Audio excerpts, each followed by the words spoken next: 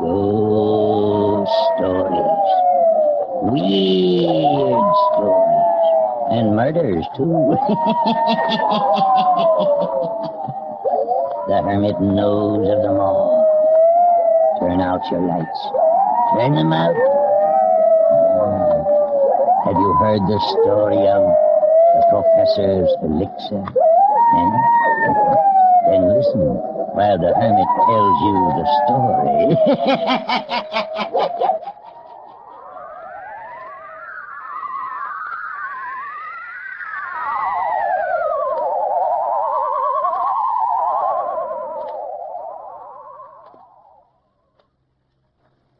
You can cut out all the falder, Professor Tondo. I'm fed up with coming over here every night, watching you peer into that red globe of yours, or saying a lot of stuff over your steaming kettle.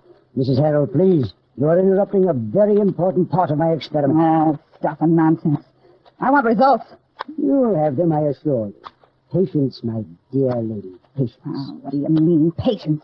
Didn't I pay you $500 3 weeks ago in advance? Haven't I been sitting here night after night waiting for you to do something you promised you'd take care of weeks ago? Please. I'm beginning to think you're nothing but a faker. Just an ordinary faker. What you going to do now? What am I going to do now? My dear lady, I am about to perform the last step in the cycle. Well, it better be good, or else you'll get no $3,000 from me. It is boiling. Into this kettle of boiling water, I drop this white powder. A white powder made from a formula understood by no one but me.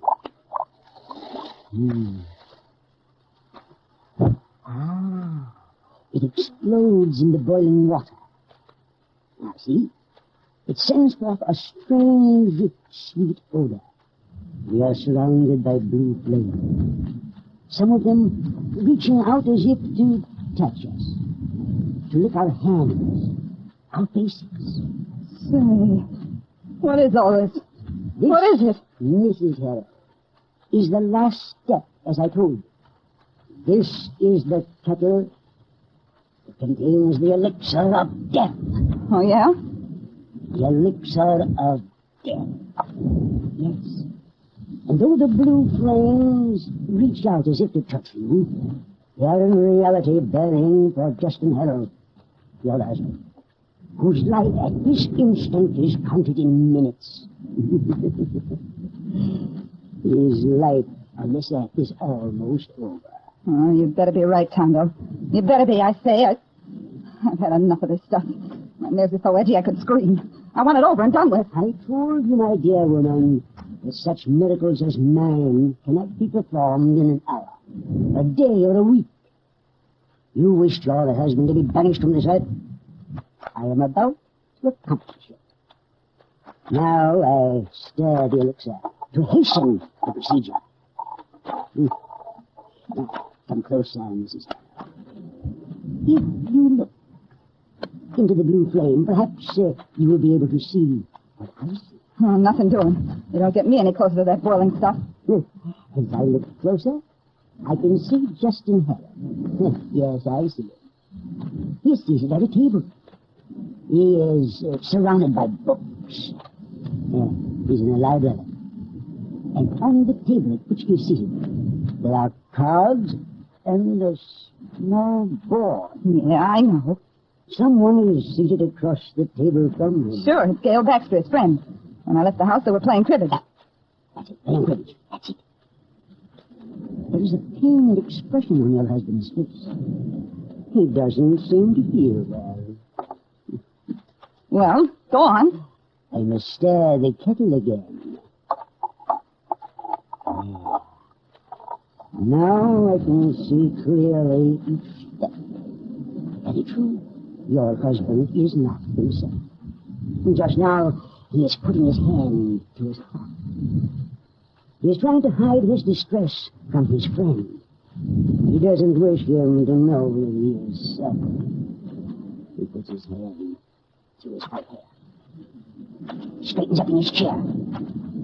He's trying to throw off the spell that I'm putting on him. Hurry up, will you? He's resumed playing the game of cribbage. closely enough. You will follow each step as the elixir does.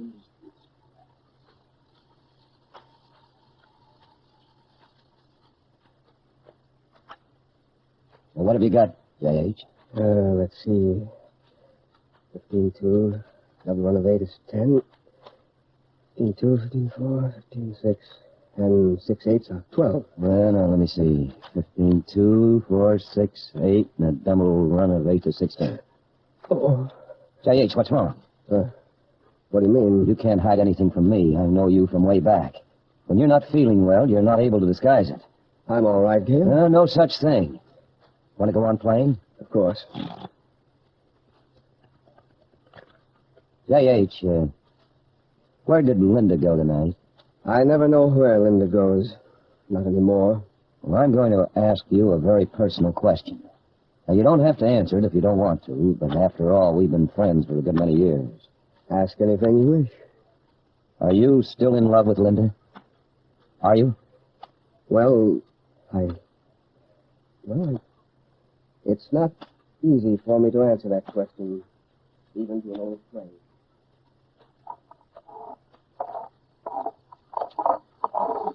Well, what's gone wrong now? What's holding it up? You said you were going to stir that stuff and hurry things up.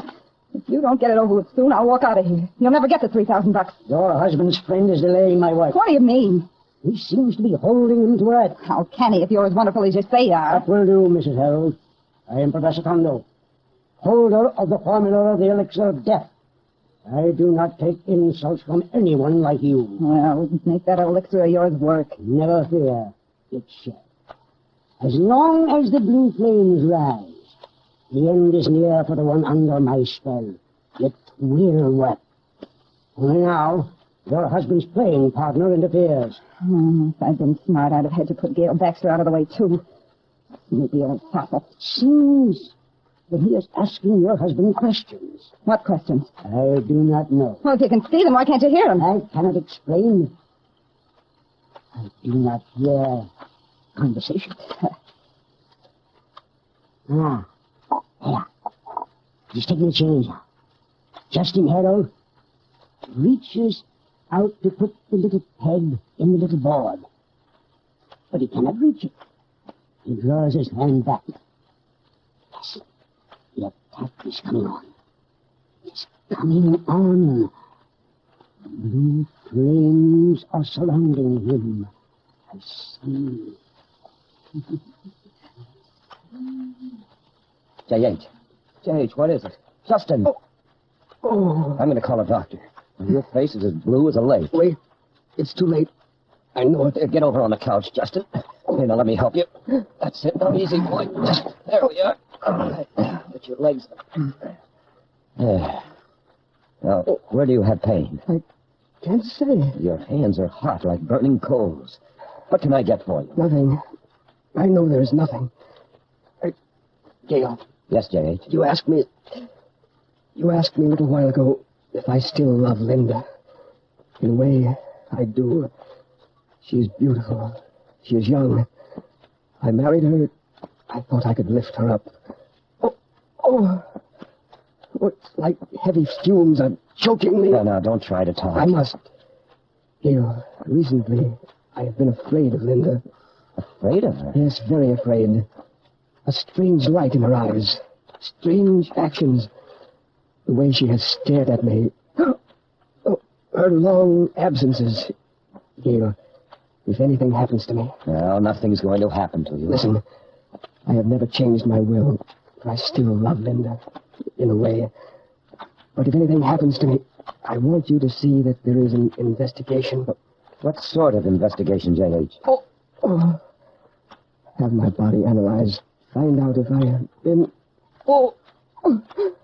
Find out if I have been poisoned. Justin. Great Scott, he's unconscious. J.H., I'm going to call a doctor. Well? Answer me, Professor Kondo. What is it? Before I answer you, my dear lady, I will have the remainder of my pay as agreed to in our bargain. What are you talking about? You know very well I haven't that much money with me. If I took that much money out of the account all at once, I'd have to explain to J.H. I must have the rest of my money. You'll get it. Give me time. If you'll tell me what's happened, I can tell you better when I can pay you. Very well. I can report to you that Justin Harold is no more. He is no longer a resident of the set. That frightens you, eh? Frightens you to learn that what you wish to accomplish has been carried out? Stop it. How about my money now? As soon as everything's over, I'll be over here to pay you. Very well, Mrs. Harold. See to it that you complete your bargain. For if you do not, I assure you the punishment you will receive for your failure to do so will be most tragic. Most tragic.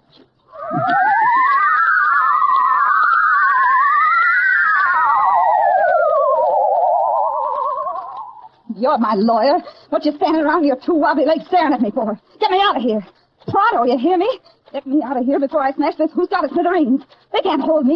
You know I didn't poison J.H. What do they think I am, a numbskull? Take it easy. Take it easy. Take it easy. Take it easy. That's all you've been saying for the last hour. Get me out of here. Get me out of here. Where were you when I needed you? I phoned. I couldn't find you. So what happened? They make me come along like a nice little girl for investigation. For questioning. Investigation. Questioning. For what? You know I didn't poison him. Now get me out of here. If you'll calm down long enough to allow me to talk, I'll explain. We're arranging for bail right now. Oh, why didn't you tell me? I've been so mortified in all my life. You realize that all the time I was in the limelight, I never had one bad piece of publicity? Now you let me get into this. This terrible mess. Linda, you know that your husband asked Gail Baxter to have an investigation, that he expressed a fear that maybe he'd been poisoned. Ah, stuff and nonsense. I don't believe a word of it. It's something that old fossil Baxter cooked up. He's always hated me, been jealous of me.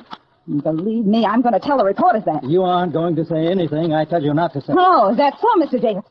Well, let me tell you that for letting me rot in here for hours, I'm very liable to find myself another attorney. Is that so, Mrs. Harold? Then let me gently suggest to you that there are times when I'm a little bit worried about you. What do you mean? There are times when I'm not so sure you've been leading such a noble life. As a matter of fact, I'm a trifle worried over the report that's going to come back from the State Library. That's going to be one on you. A big laugh on you. For I know. What do you know? I know they'll never find any poison. Never. They'll never find out what killed Justin Harold.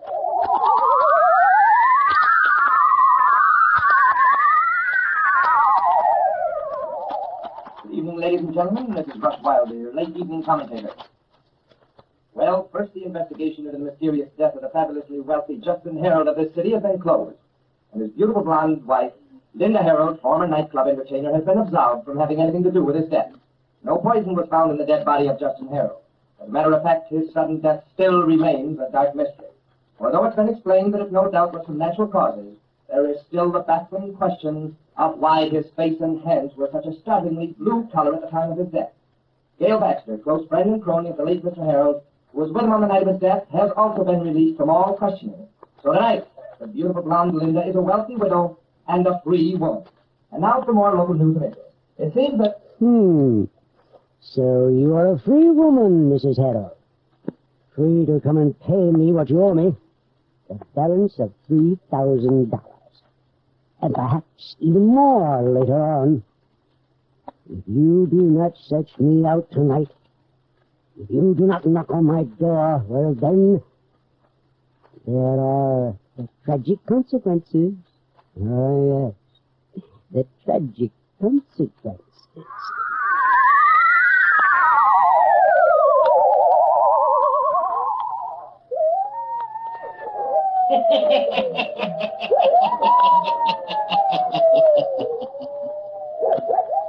Linda Harold, who plotted the death of her husband, is now a free woman.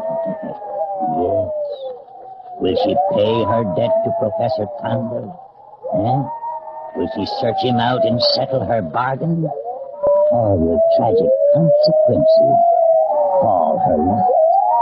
The Hermit will tell you before the night is done. But let's save the Hermit any further waiting now and let him go on with his story. It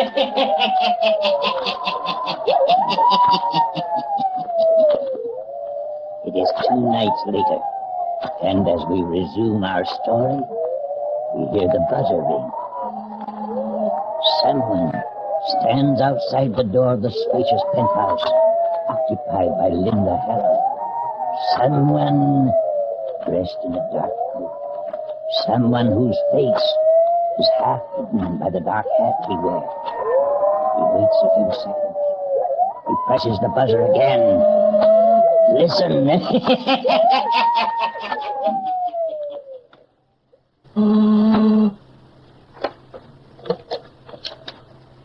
Remove the chain from the door, Mrs. Harold. I don't want to see you. When I'm ready, when everything's settled, I'll find you. Let me in now. Get away from my door. Don't you know it's dangerous to come here? They may still be watching me. Don't you know, Mrs. Harold, it is dangerous for you to keep putting me off?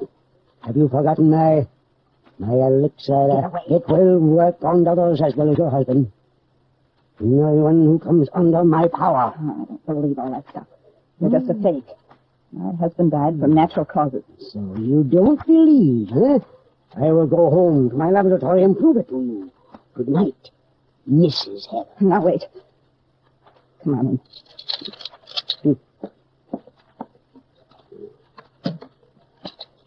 All right.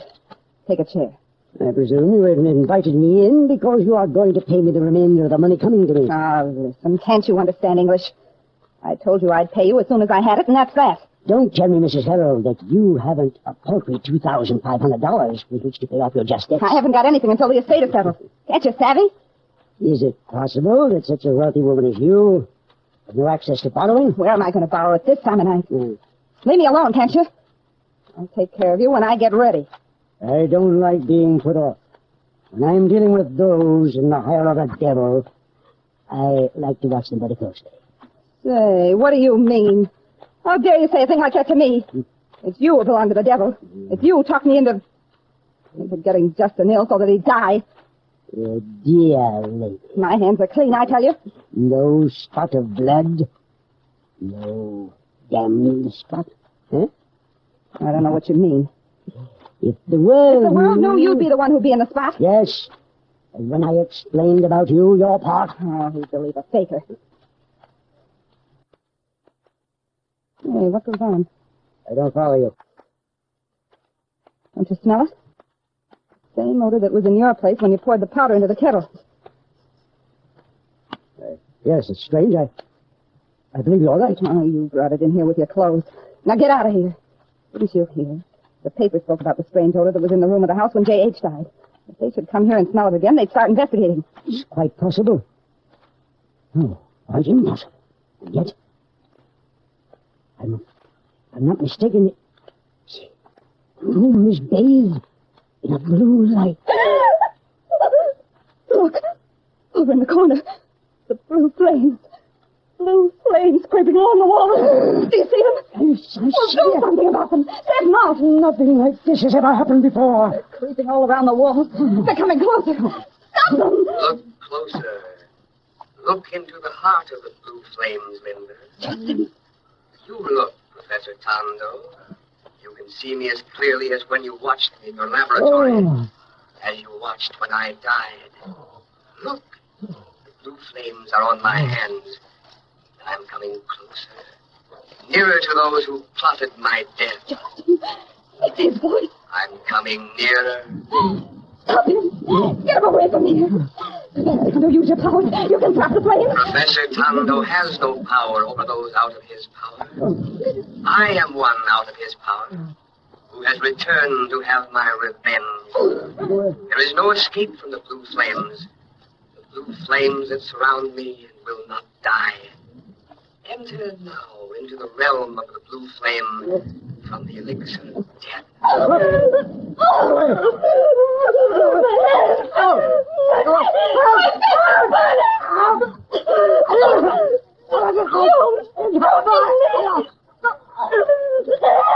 There is no more help for you than there was for me. Tondo is gone. And now, Linda, there is you. Only a few seconds left. I am powerless to save you. for I am the blue flame burning until you and Professor Tondo are both banished from Earth. Only then can I rest in peace. Only then will the flame be quenched. Don't touch me! Oh! My face! My hands! My body is on fire!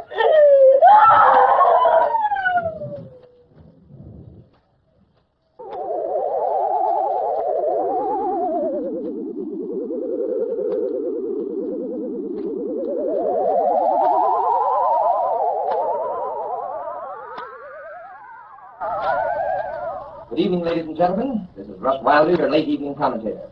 A sequel and final tragic chapter was written last night to the death of Justin Harold. For now there are 3 deaths. One, an unknown man upon whose body there was no identification, and the widow, beautiful blonde Linda Harold. The unidentified man and Mrs. Harold were found in Mrs. Harold's penthouse apartment, both dead. Both bodies the same startling shade of blue as was the body of Justin Harold when he died. It was as if the golden hair of Linda Harold had been washed in blue and then burned by flames. The eyes of the unidentified man and the eyes of Linda Harold were open wide, as if each had beheld a strange and horrible horror. And the room was filled with a weird, sickening odor, the odor of 1,000 deaths.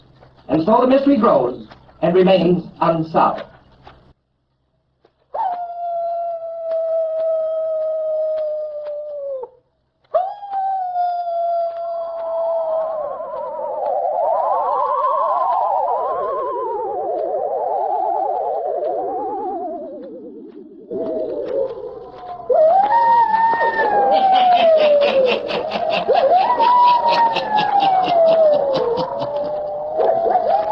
And to all but the hermit, and those who enter into his cave, it will always remain a mystery. But those who heard me tell the story know that Professor Tondo and Linda Harold died from the elixir. The professor compounded himself for others. An elixir that devoured those who used it. An elixir of Satan's laboratory. Yes. Turn on your lights. Turn them on.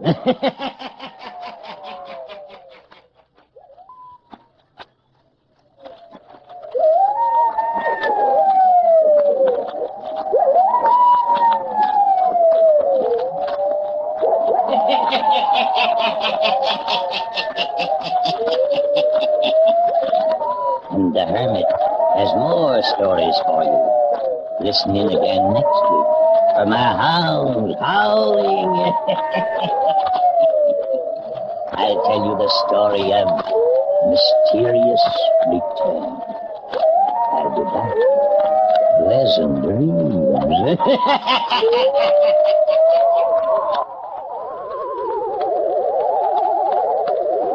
All characters, places, and occurrences mentioned in the Hermit's Cave are fictitious, and similarity to persons, places, or occurrences is purely accidental. Jack Lellman speaking.